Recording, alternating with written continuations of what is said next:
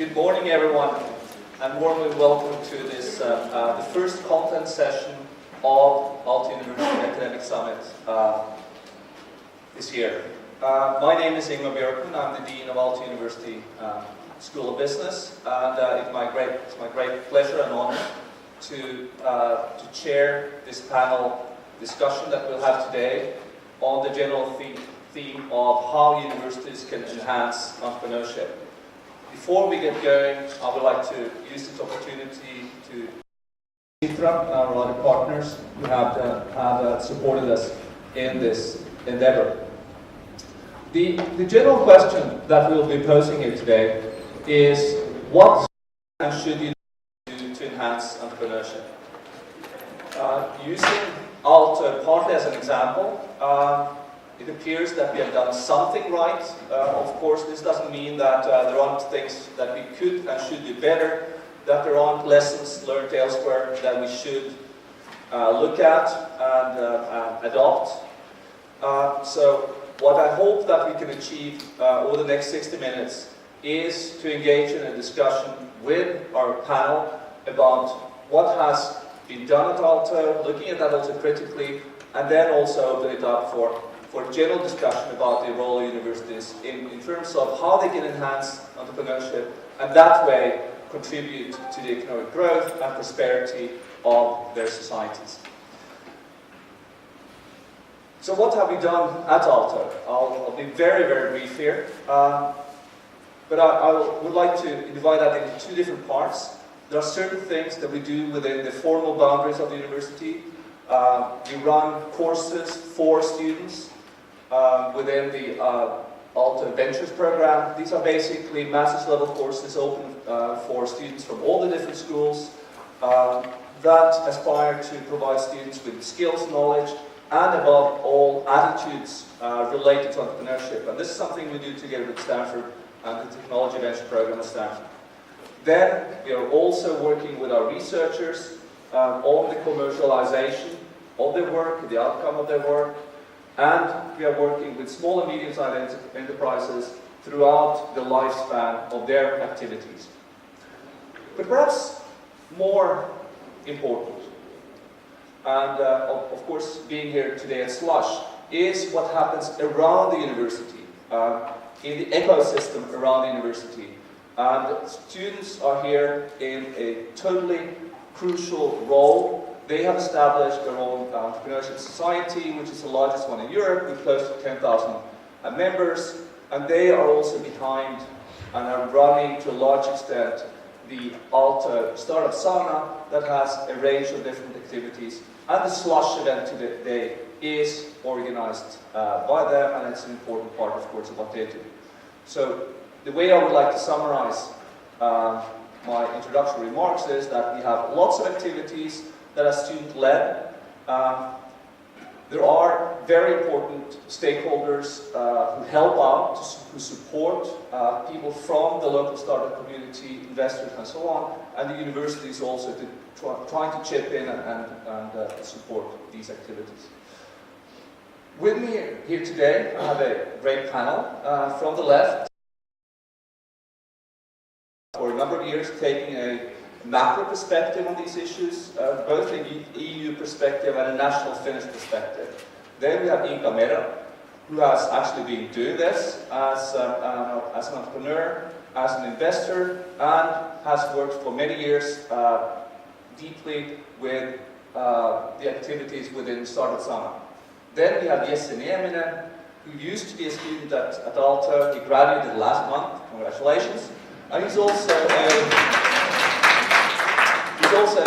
an entrepreneur himself, and he has done some of the courses in the Aalto Ventures program.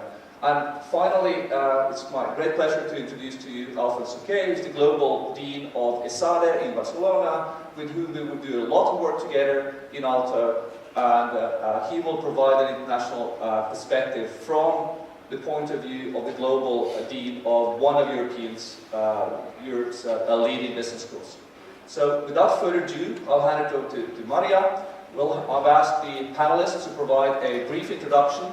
Then we'll have a few rounds of discussions within the panel. And then after that, I really hope that we can get all of you engaged in a lively, interesting discussion before closing at 12:30. So, thank you.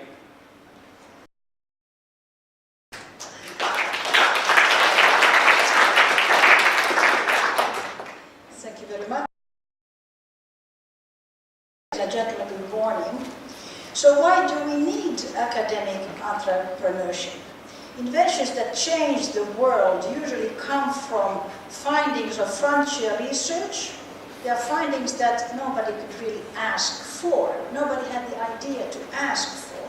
However, curiosity-driven research is a very slow driver of innovation, and society needs swift translation of research to new products, services, and processes. And this is why we need a change of mind in the universities, and especially the comprehensive universities of Europe, including Finland. Researchers have to explore better the possibilities to come up with findings that are applicable.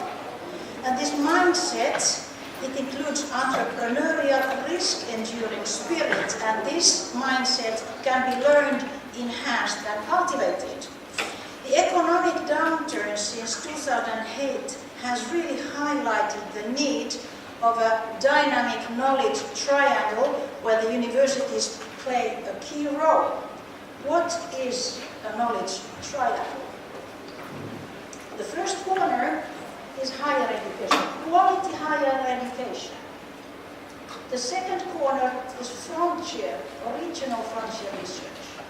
And this part of the corner usually, especially in Europe, is financed with public resources, and here we are generating knowledge from money.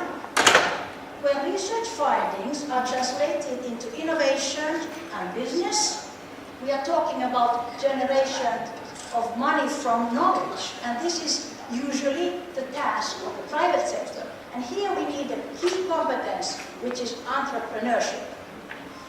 When innovation and business generate jobs, companies, tax revenues for the benefit of society, the political decision makers are more apt to fuel the knowledge triangle by giving sufficient resources for higher education and research. Now, the European Institute for Innovation and Technology, EIT, is based, its operations and support is based on the knowledge triangle. What is the EIT?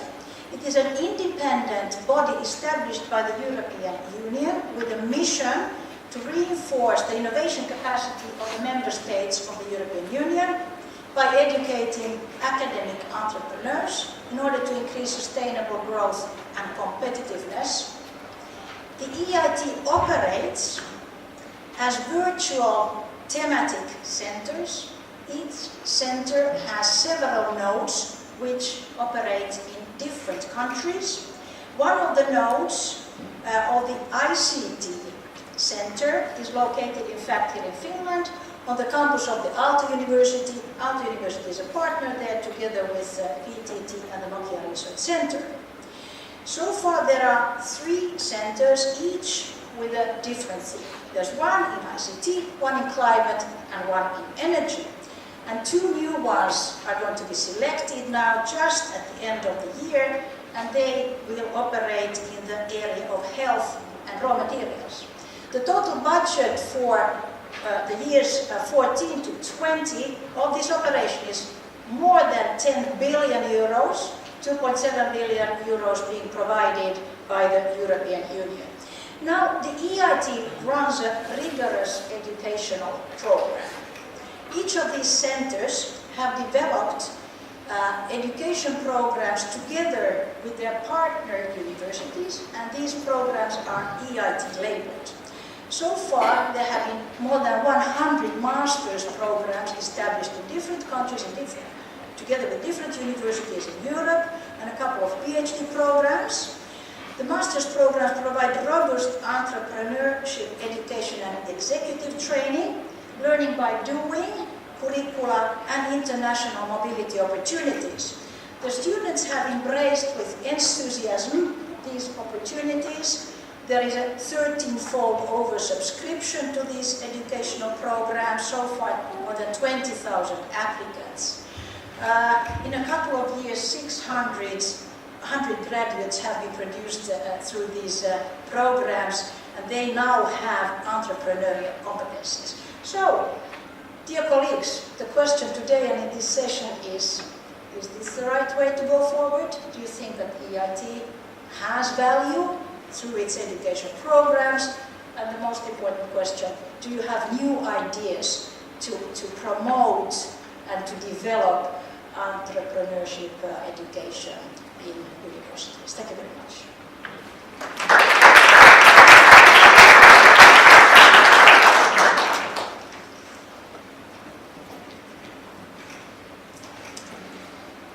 Dear guests, it's a pleasure to give you a short on how we've actually succeeded in building a great ecosystem to the Scandic Baltic region relating to not only startups but also serial entrepreneurship, talent as well as capital. My name is Inka Mero. I'm a chairwoman of a seed investment company called KoppiCatch. During the last 6 years we have invested and co-founded 17 startups, done quite a few successful exits to the US markets, as well as supported strongly the Finnish Scandic Baltic startup ecosystem creation. Let's start from the basics. Still 5 years ago, if you asked from any student, and actually when I started my studies in the predecessor of aalto-University, Helsinki School of Economics and Business School in 1994, nobody wanted to become an entrepreneur. And why was that? You know, typical questions like, you know, why don't you just go and get a real job? What is there to gain? And when 5 years ago a group of very talented students started to look like globally what is really happening related to digitalization, the new growth companies related to Googles and Facebooks and others, they kind of realized that actually universities like Stanford had created a massive ecosystem around them relating to serial entrepreneurs, new startups as well as capital. And that's how Startup Sauna Slush and Startup Life got started. Nobody actually really knows too well about this whole umbrella.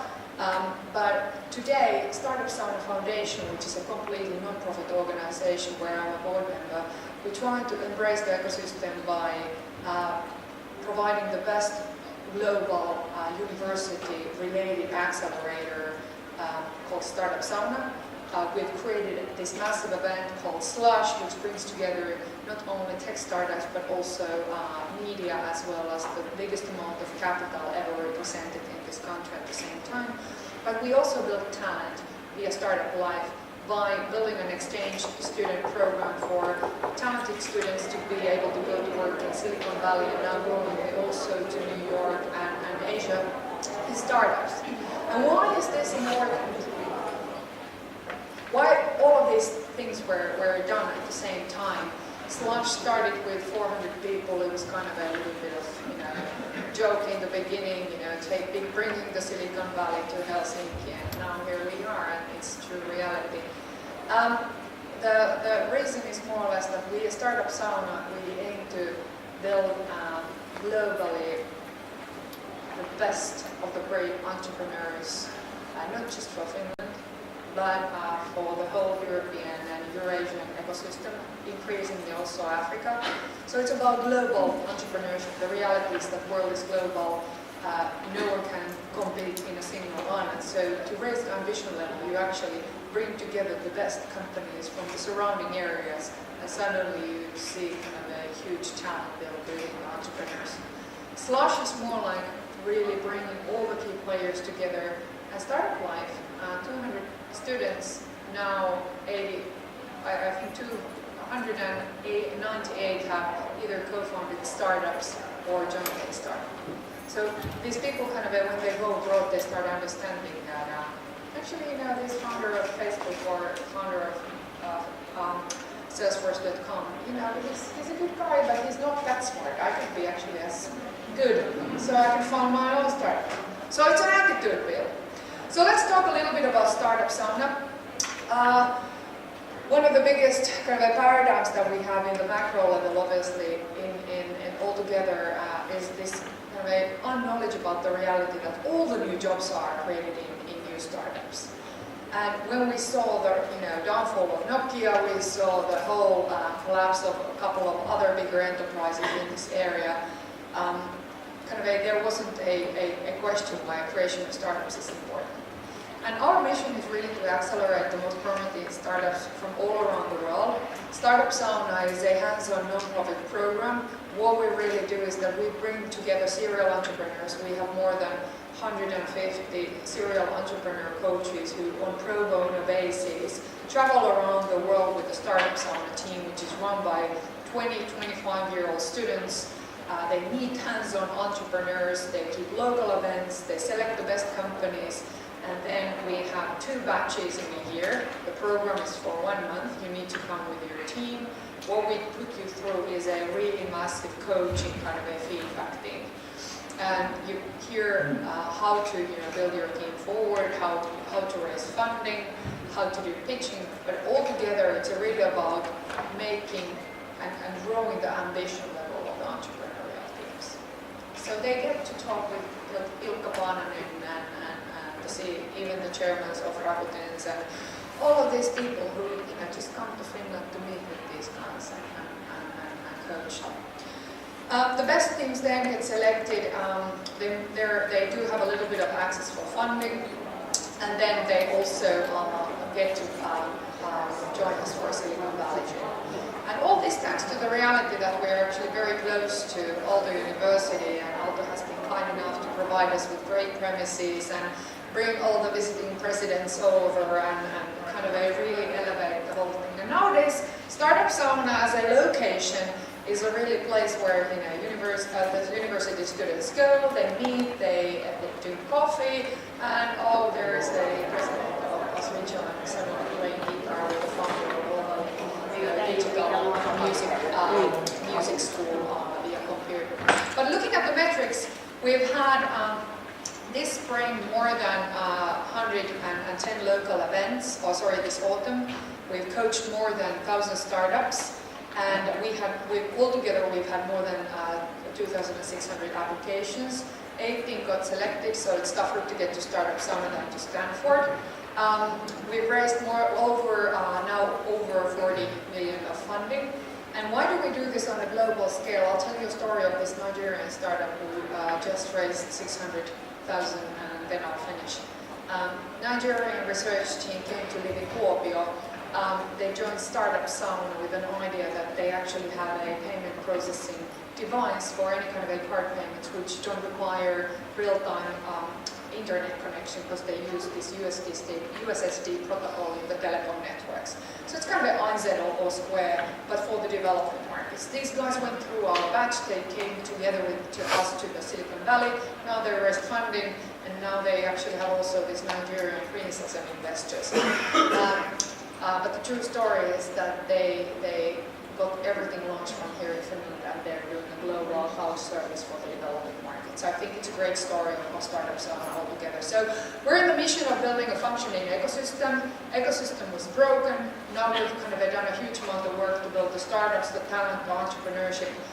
Next phase is obviously to make sure that the private capital also flows and the university feeds us with great innovations as well. So thank you on my behalf.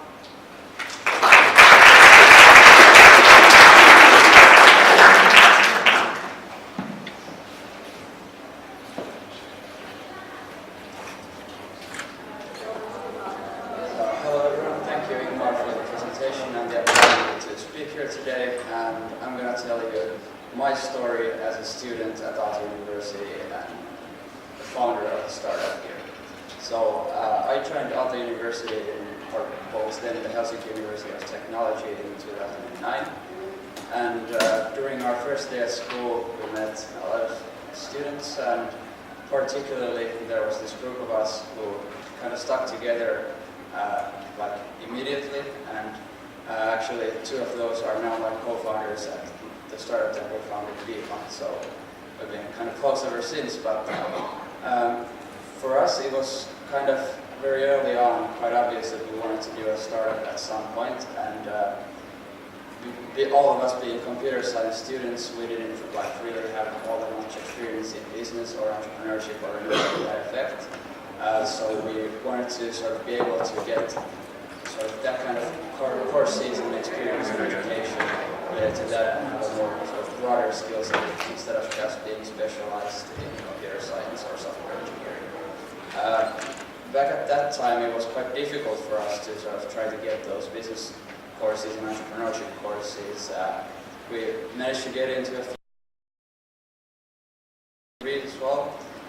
With Aalto, it became a bit easier, and then over time, 2 years ago, Aalto Ventures program was launched, and all of us immediately took that as our minor, which was for us a great thing because it allowed us to sort of have more of those entrepreneurship courses on our curriculum in a sort of smart and somewhat controlled way.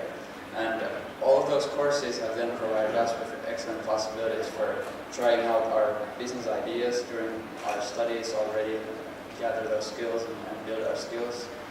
But also they've allowed us to sort of practice working together as a team and being able to sort of build a team spirit also.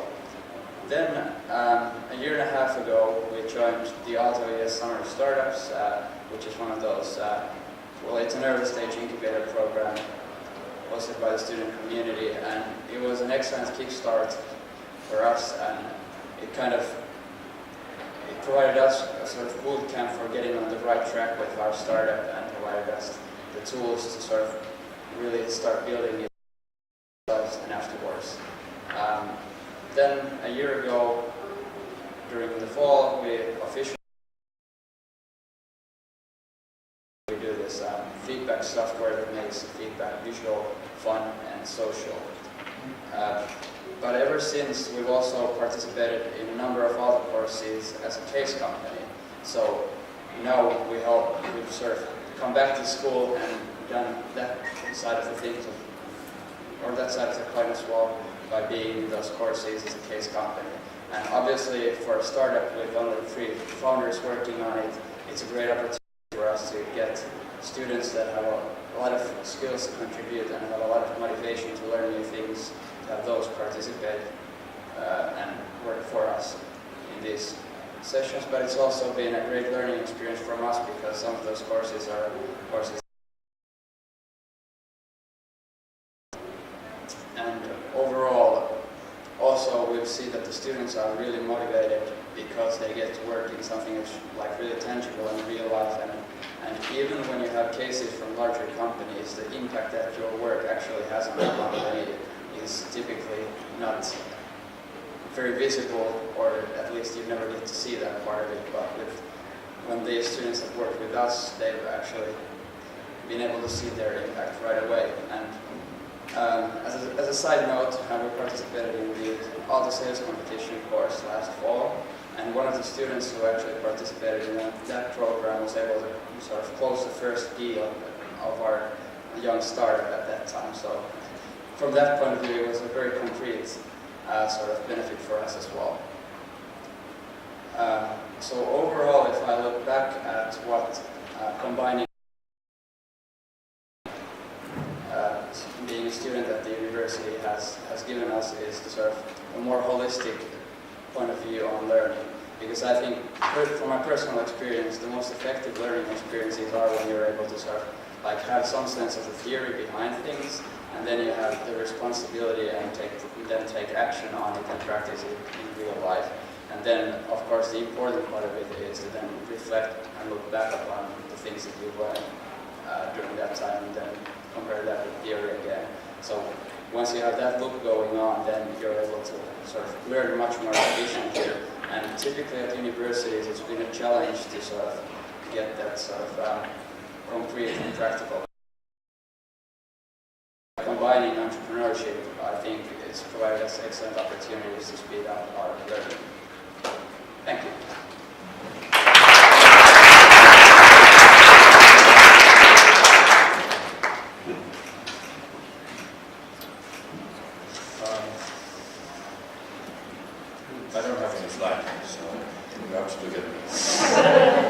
unfortunately. Thank you, Ingmar, for the invitation. I feel extremely honored, and I have to say that rather than anything else, I'm learning. I've been learning since the first time I came to Helsinki, to Aalto, and I keep on doing this. So I feel extremely honored to be here and share with you four ideas, four basic ideas. The first one is about a little bit of history. Think of yourself as a high school graduate with very low credentials, trying to get into university in the United States. What degree would you feel most close to your abilities? In the 60s, business. That was the lowest regarded degree in the American universities. So it took a lot of time, a lot of effort to raise the reputation of those of business schools. How was that done? By putting a lot of effort into research. What kind of research? Very quantitative, very rigorous, and to some extent detached from what was going on in corporations. 40 years later, what do we have? A lot of good academics that write mainly for the sake of their own careers, which is fine, but they don't pay a lot of attention to what is going on the corporate world. This problem was already stated up by a Nobel Prize, Herbert Simon, when he wrote an article titled "The Business School as a Problem in Organizational Design." And he was foreseeing this kind of problem. And the solution he was given to that is it's about leadership. It's about having the right people on top who would be able to balance the need for a professional academic career and actually responding to problem-oriented research. Now, we in business schools are still balancing this kind of things. Something that probably you here at Aalto have been doing quite a lot of work. Now, the question for us, or the challenge that remains, is how do we create a framework for academics that balance the two things? So they have a career, and at the same time they're aware that they have a responsibility towards society. That's the first thing. Second, the world is not flat. So what happens in Finland does not happen in China, does not happen in the United States. This is clear. But when I listen to the way you frame things here at Aalto, when I listen to the concerns that you have in terms of society, the concerns about the accountability of the university vis-a-vis society, this is not the same kind of discourse you listen everywhere else. For example, in China or in Asia, you look at the OECD report on universities. They are mainly concerned about getting a reputation in the world. This reputation normally gets, you get this reputation by way of the rankings. You look at the Times Higher Education rankings in universities, and it's about research. And the kind of research that's being taken there is the kind of research that I was talking about before. It's very academic, very detached from problem solutions. Or look at the United States. One of the latest innovations in terms of education has taken place in Cornell, in New York City, Cornell Tech. When you visit Cornell Tech, the first thing the deans tell you is this wouldn't have been possible in Syracuse. I have done that because this is a completely new structure. And by doing this, what I can do is forget departments, forget about classes in terms of reputation. When you get there, faculty has just a logo like here. You don't have offices. This is completely new. And it happens in Cornell because it's not in Syracuse. There are many other things about this, about funding, about the political support and all that. The third thing is about, it's about the change of focus. Do we as educators understand what is being called the millennials? To my understanding, less than we should. More often than not, we as academics think of ourselves as advancing knowledge. This is fine, but on the education side, we don't know a lot, or we pay less attention than we should. it's not by chance that when you look at, for example, this José Vasconcelos Prize on Education and so on, most of the people getting the award are either Americans, Canadians, or from the north of Europe. Paying attention to education as such is critical at this point, and is going well beyond blended learning and all that stuff. And the last point, initial point I'd like to make, well, there's probably an ingrained challenge in what we are trying to do when looking at entrepreneurship and innovation and academics. Why? Well, entrepreneurship and innovation is about imagination. It's about seeing things that are not here. It's about being able to deal with questions like this. What is the market share we are aspiring to? And the entrepreneur saying there's no such market yet.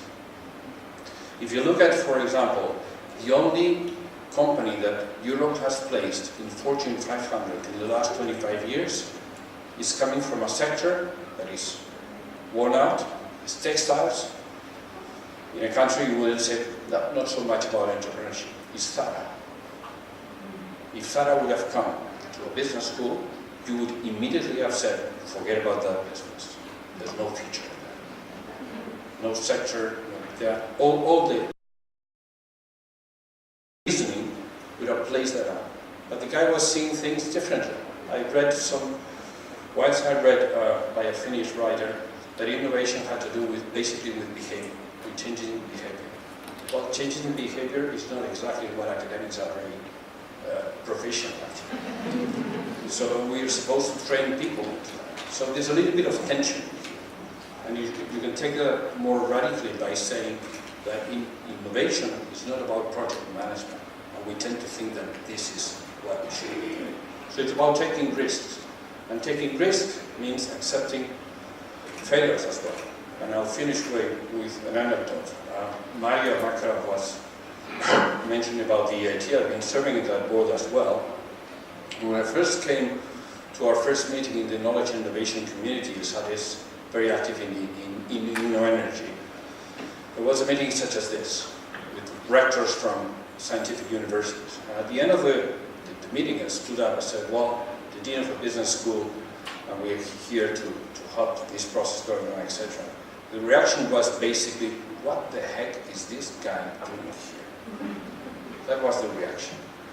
So I was simply pushing the boundary and trying to, this is no longer the case, obviously.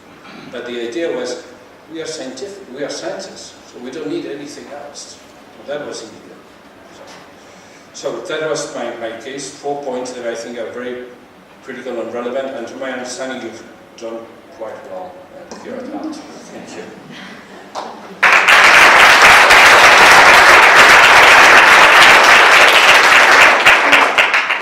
Okay, thanks a lot for your introductory remarks. Let's open up the panel discussion. So any of the panelists wanting to comment on what you heard from the others?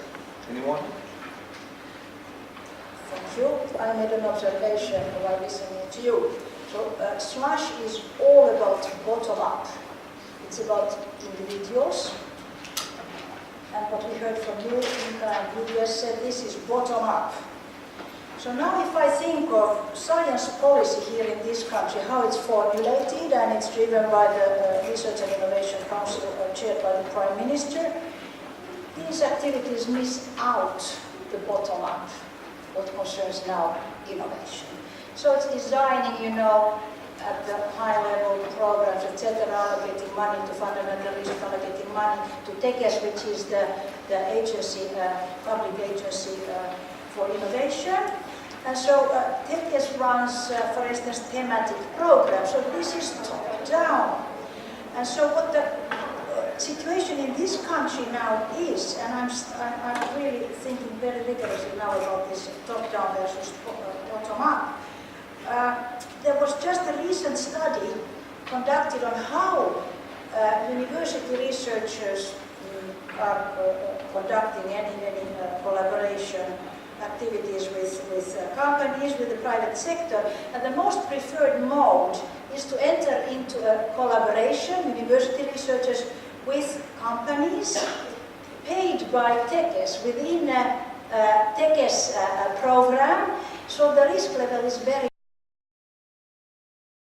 Then commercialization of research findings via startups is much less preferred. So this is what the activities in aalto are about, and this is new in this country. And of course, the study found out that the Finnish research community is not willing to take much risk. So I think that we need to think about the bottom-up opportunities that clearly are there. This house is now building of bubbling of bottom-up activities and combine and find a balance between this top-down approach and the top-down and the bottom-up activities, which are true because there you have the individual and there you have the enthusiasm and there you have the talent. I think very important comments given the history of the Finnish way of innovating. If you look at, we've been very big company driven, and there's nothing bad in being big company driven. Now suddenly it changes everything from a manufacturing to the retail business. Suddenly we're facing a very uncertain world. And what startups are all about, they are more or less about uncertainty. You really actually work in an uncertain business model. You yet don't know what your world is going to be like in 5 years. And if we would start to relate to the innovation and collaboration in a similar manner, I actually think that it would change. In my opinion, the bottom-up is very much needed, but at the same time there were a couple of fueling factors for the ecosystem to grow. First one was actually something which is very intangible. It's a recognition. Recognition in terms of that entrepreneurship is something that you should aspire for. So that's why we brought role models from Silicon Valley, from Asia, serial entrepreneurs, starting from Peter Westerbakas and Alfons. All of these guys who actually have built companies which didn't exist 5 or 7 years ago and are worth more than 1 billion or 2 billion in terms of evaluation. So recognition for people who want to be entrepreneurs and role models. Second one was fueling capital, and I think here the TEKES funding has been really critical for the Finnish startup ecosystem in the sense that we didn't have a functioning angel investment ecosystem. We didn't have and still don't have a fully functioning seed investor venture capital ecosystem due to taxation challenges and everything. So TEKES is actually one of the companies who has always from the very beginning taken a lot of risks. And then there is this intermediate kind of a phase where people kind of shift between their corporate roles and startup roles as well as let's say university life and startup life. And here platforms like Startup Zone and what has been built together with aalto has been extremely critical.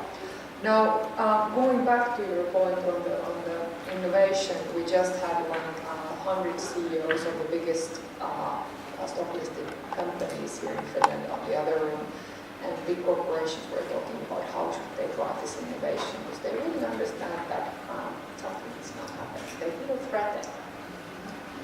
And feeling threatened, I think, is the first realization point for starting to do something. Some companies start building barriers. They hire more middle managers to. And then there are companies like Konecranes or a few others, or like Wärtsilä, who are starting to kind of nominate certain key people in the organization who have direct access to the top management. And these people can drive those innovation and research projects. They drive the collaboration with startups and so on. So my point here is more or less that I think functioning ecosystem doesn't just need startups and funding, it also needs bigger companies who can act as first customers, ways to go to the market, the risk takers. We just need more of those bigger companies in the future. Just to add to this, I think it was the Deputy Prime Minister, Vice Minister today, he mentioned that China was holding the open innovation, just tracking open innovation. Open innovation is about the false negatives of all. is about all those experiments that have been taken as wrong ones, that actually came out of large companies, that actually were the ones who actually succeeded. So it's about having this interaction between large and small companies. So both are equally important. Silicon Valley works because it has this kind of balanced situation in which you have very large companies that actually, in a way, they fuel all these kind of initiatives by different ways, actually by buying back or simply by sending ideas outside, like spin-offs. And the third thing is that there's a flow of people. So actually you may try out a new company, fail, for example, and they come back. So it's a sort of a learning curve that takes place in the ecosystem that is accepted by everybody to some extent. And interestingly, the idea of Silicon Valley came out of, as an ecosystem, came out of a geographer. So it was no one coming from economics, it was about geography. And she understood actually that there was something going on in the location, in the way the interaction was taking place. I think regarding sort of bottom-up approach and learning, as you mentioned, I think it's all about learning even for startups, and not just from sort of personal point of view of learning new skills and learning to understand businesses, but it's also about being able to learn as a company what your customers really need, and it's all about being as efficient as possible in that process of learning and being able to sort of make that loop as efficient as possible. And that's also, I think, one of the key areas where there's a lot of good things that academia has done in regards to that startups could also benefit from. The way I understood, Marja, your point was certainly a duality between top-down, bottom-up. And then several people here have been commenting on the importance of bringing in other players, large companies, financing bodies, and so on. But the overall theme of this session is what can universities do?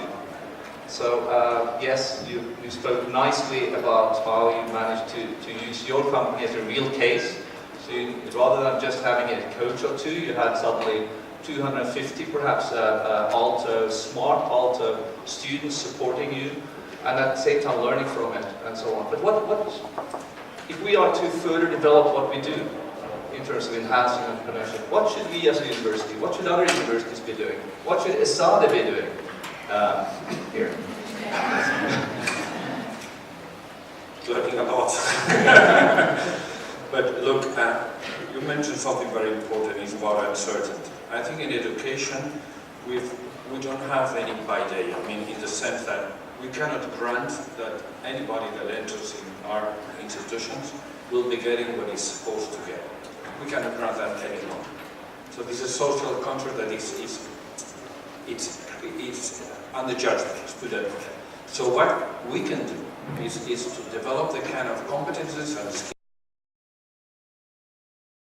skills. So there are a number of things that we could list a number of them, and at the same time be analytically rigorous. So there are a number of things that we could equip our graduates with, so that they are, to some extent, better trained to undertake or to follow their dreams to some extent. And the last thing, not kill their passion. That is, and I don't know, honestly, I don't know how to do it, but the matter is very critical, I think, nowadays. Is how do you combine the passion and you cultivate this, and at the same time have an academic institution that is efficiently run. I think I'm just trying to be very concrete because I come from a startup world and I'm kind of not in like our Prime Minister who always to make 3 points, but I'll make few. Firstly, to create what universities do, I think really building the top-notch talent in certain areas. I'm really disappointed that we try to be so much generalistic with the very scarce resources. We're fighting in a global economy with a very limited funding. So why don't we start to make a little bit of like choices? That's what entrepreneurship and business leadership is all about. You need to take the risk.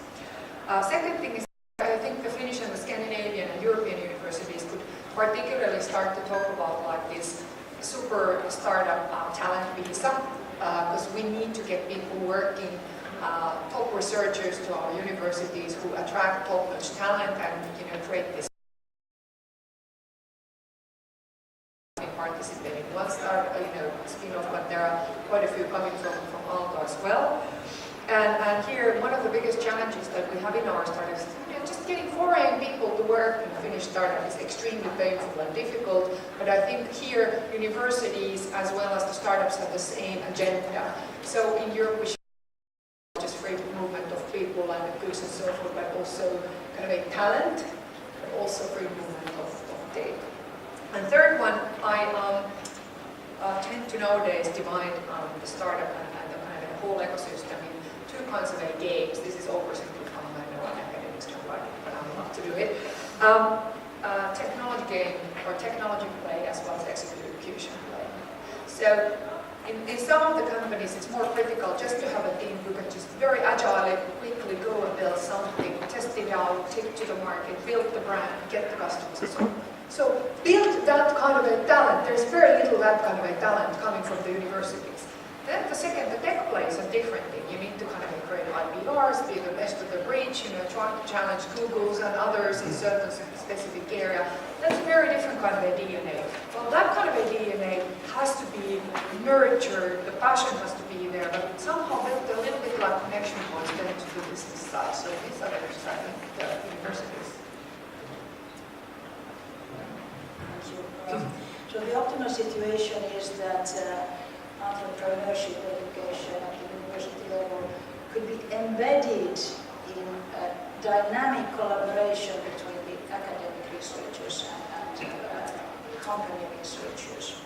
So this is largely missing in our 14 universities. So the universities don't, as a rule, have strategic alliances with companies. So they don't have a strategy in this area. We do miss opportunities for corporate researchers to take time off and come to the academic environment and vice versa. And this then, of course, would provide opportunities for PhD candidates to do this intersectorial mobility, to have an experience of both the corporate world and research there and the academic research. So we really need to think about this, and it's high time that we do this in Finland. In my job, I happen to be responsible for the Center of Excellence program in this country, where the aim is top quality research, but nobody has asked so far for any other impact than scientific impact. And there is no recognition for any activities which then have impact outside of the scientific area. So we talked about recognition that should be built in, and we need really to think anew the sort of old concepts that we have had over tens of years, how we fund fundamental research and what we are asking for. Is it more for the society than just scientific impact for myself and my team? Time flies when you're having fun and there's an interesting discussion going on. To make sure that we have some time for questions, let me turn it over to you, but at the same to you, the audience, for questions, and I can run around in my service role here. Let me just say that precisely the kind of thing that you were mentioning, we have examples of Finnish large firms that have come to us and said that we would like to co-sponsor or even sponsor 100% postdocs, whereby people would work on company-related problems but be embedded in the university. So if anyone here has these kind of ideas, please come to us and we'll try to find our best postdocs and PhD students and professors to work for you and with you, above all with you. Okay, any questions? And I have a boss, who's the president of the university, so she will get the chance to ask the first question. So I just have to protest a little bit about this, that 14 universities in Finland don't have a strategy for industry. Most of them. You said 14, and I'm saying that maybe 13, but at least one has. because the thing is that this is the very kind of, this is very inherent in the aalto strategy, that innovation chain anymore, but we talk about an innovation bundle, which means that all the three things that we do, we always think about the impact aspect in it, you know. And what it means for the students, you know, is that we have these kind of design factories, and Jesse here was going to this aalto. We do the hands-on, we teach leadership, you know, we teach entrepreneurship to our students. But not only that, we also have, you know, because of course when you talk about the excellence versus relevance, then you're always stuck with the kind of conditions of careers in university. And so what we've done to overcome this is that we said that we have these academic careers which have their set requirements which we can't compromise on. But then we will have professors of practice, or we have executives in residence, and we even have artists in residence, you know, so that we can get, you know, information and competencies from the society to work with us. And I think the only thing that we still don't have, we've been discussing with TechEd, is that maybe to have some kind of a residence program for postdocs in the industry. While Ingmar is carrying the microphone further, yes, I said most of the 14 universities do I know so very well what Aalto is doing. Aalto is the flagship university, of course, in these operations in this country. This was for our foreign guests here. Not every university in Finland is like Aalto.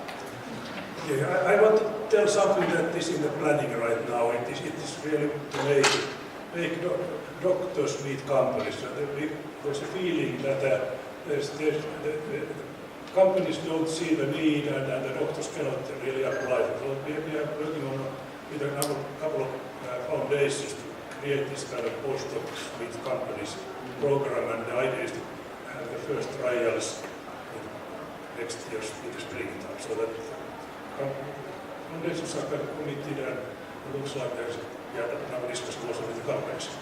So that's one. But the comment I want to make is that we have an excellent startup boom in Finland right now. It has never been like this before. But it looks like that it's like a feel that if you have your master's degree, you're too old for that already. So then in EIT we have the research and industries there, and entrepreneurship is in between. So should we do something to educate doctors in scientific research to look for more to, let's say, establish a company, readiness to start their own company, something like what the master's students do now. I think that is something that is missing. I agree. Just as a side note, that might be something that you see in the media. There's a lot of like young people going around and working in startups. And I think the message is really for the bigger companies that that's where the best talent really goes. So if you want to build your own company going further, you need to acquire that talent.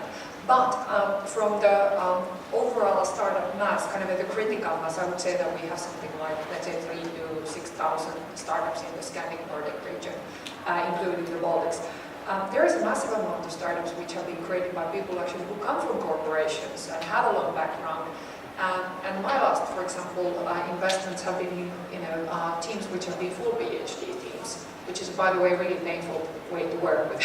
but still, I somehow have this weird interest to work with super smart people. So I'm saying, like, I think it's going across the board in different age groups and different background people. Now, very quickly to add to this, there are some initiatives that are actually bridging doctorates and entrepreneurship and innovation. We are developing within the KIC from science to business programs that actually within the doctorate, everybody has to take this program regardless of the kind of doctorate you're getting. And we're working with research institutes, and again with the idea that from science to business, something that even researchers with a fruitful career can actually learn during the whole life. And this is it's getting a lot of, I would say, a lot of success in some very weird institutions. At ETH University of Denmark, let's imagine that your triangle is wrong. What about? What do you feel that this triangle of European Union is a proper way to link research to entrepreneurship to make? That is the first question. Why do you link researcher and entrepreneur? It is maybe it is two different jobs. Why you think that a good runner, Olympic Games runner, should be a good tennis man? The last aspect, why universities are not teaching courses to get the researcher to get Nobel Prizes? Thank you. I think the last set of questions were for you, the organizer of this session of academic entrepreneurship. That's what we are discussing here. The first question, whether the triangle is wrong or whether it could work. I think that we have an example here in this country of the functioning of such a triangle, and this is, we have proof for that from the early 90s, where this country went to the worst recession, financial recession of the last 100 years. And that was much worse than what we are experiencing now, and we are really we were at the brink of, surviving or not surviving at all. And since then, and especially then, the government and the successive governments thereafter have taken up the policy of systematic investment in education, the first triangle, in research, the second triangle, and in innovation development, the third triangle. And so it took less than 7 years after the catastrophic recession situation, where Finland started to appear at the top levels of the competitiveness rankings worldwide. So we have this proof exactly of the functioning of that triangle for that time. Yes, but if it is only a side effect, and so you see a side effect of something, which is finally, if you go properly, it could be much better. The second aspect is, look, Korea has not a good researcher. They are good, but not fantastic. But entrepreneurship is very strong. Why that? In your system, it's not proper. It will not apply to Korea, for example. Or does it apply? Yeah, so let's just let me just reply to this. First of all, it's not my triangle. And then you're absolutely right that there's very good success in the absence of first-class research, for sure. But this is such a dangerous comment. Because tell this to Alexander Stubb, and he will, stop funding the aalto-yliopisto. We have time for 2 quick questions. I'm afraid we are running out of time. We're almost out of time already. So please. Yeah. Thank you very much. My name is Inka Mero. I'm the ambassador of the Netherlands in Finland. In the Netherlands, we have 15 million people, and about 1 million of them are entrepreneurs. Every year, more than 100,000 people start a new company. And I can assure you that 95% of them has not attended university. So that is basically my comment, and I would invite you to reflect on it. Yeah, well, you have a tradition of entrepreneurship since the Middle Ages, right? The Renaissance. This is the very spirit of the Dutch people. And I have heard that comment so many times from NWO, your public research funding organization, from the Dutch researchers, and they're very worried about that comment. I think there was a time when the entrepreneurship was driven by exploration, and you had to go somewhere and find what the world is all about. I think today that such exploration is partly done by research, as described, whether that's in universities or in the bigger companies or smaller companies. But I think other way to do research is related to this part of it, is actually exploring with the customers. And I think we're very good in kind of this science-driven research and thinking related to that, but there is also a recognition that should be taken to the customer-driven exploration. I think that's what startups and entrepreneurships are all about. Final question. This is a little bit too, I'm actually doing research on venture investment. This is really to add fuel to the discussion and to continue your comment also. That the balance between basic research and applied research is an important and also a difficult one. So anyone who has read the MIT economy report understands that real, practical, patented innovations can create economic value. Just as a comment, 2 years ago I tried to get the numbers of patent applications and patents granted by university in Finland from the Ministry of Education. I was told that this is confidential. Okay, how much time do we have? Because I think this relating to this patent part, I don't know how familiar you are, but just make a quick guess. I'll ask from you because you're a smart young student. How many patents did Google have when they launched their search product? One. When they went public, how many patents did they have? Yeah, exactly. And nowadays they've acquired all of the possible patents, but they have 150,000. So again, like example of go-to-market customer exploration, which I truly embrace. I'm afraid there's a bus waiting for many people here. Yeah. But yeah, okay. Yeah. It's okay? Yeah. But I promised the panelists that they would have the possibility to present one sentence, one idea at the end. So if you are to summarize in no more than 2 sentences, what do you take away from this, or what you would like to share with the audience? Anyone who would like to take a stab at that? To share with? Yeah. The balance of taking advantage of the bottom-up approach with the individual talents and then combining that with the top-down resources. This is an important thing. And then I'm talking about the 13 Finnish universities. They have to look at this collaboration issue with the companies and having this mutual trust and mutual recognition and building on that, and then putting the educational part into this context. My summary would be about really high ambition level, not just in relation to entrepreneurship, but also research, as well as the openness and communication between startups, bigger companies, as well as universities. If I take that from the sort of student point of view, I think it's crucial and often forgotten that how big of a role passion plays in successful research and entrepreneurship both. And most young people, when they come in, they have no idea what their passion is. So if they get the possibility to explore their options via education early on, then that might be a great possibility for them to find that passion. When Major Bloomberg asked the provost of MIT after the investment of Chronotech was being put into place and all the money and all the resources were there, he asked the provost of MIT, when am I going to see the results? And the answer was, you won't see them. It will take probably 20 years. So it's about long-term goals and taking risks. I will not try to come up with any silver bullet, but I do think I know that this discussion will continue. It is a very important one, and I do think I can say that universities have an important role to play here.